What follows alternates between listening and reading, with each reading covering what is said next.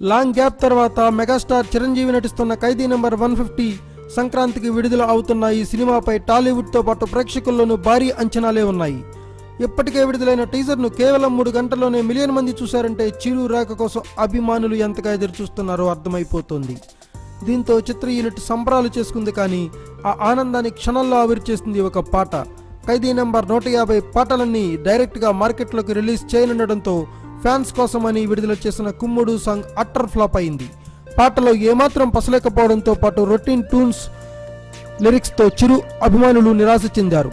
పాట ఎలా ఉంటే సినిమా ఇంకెలా ఉంటుందోనన్న భయం మెగా ఫ్యాన్స్ని భయపెడుతోంది. దీనిని గుర్తించిన చిత్ర యూనిట్ ట్రబుల్ షూట్ చేయాలని డిసైడ్ అయింది. కొన్ని సన్నివేశాలపై అసంతృప్తి వ్యక్తం చేసిన చిరంజీవి డైరెక్టర్ వి వినాయక్తో దగ్గరుండి మరీ రీషూట్ చేయిస్తున్నారు. కానీ మెగాస్టార్ సినిమాకు కూడా రీషూట్ ఏంటని కొందరు ప్రశ్నిస్తున్నారు.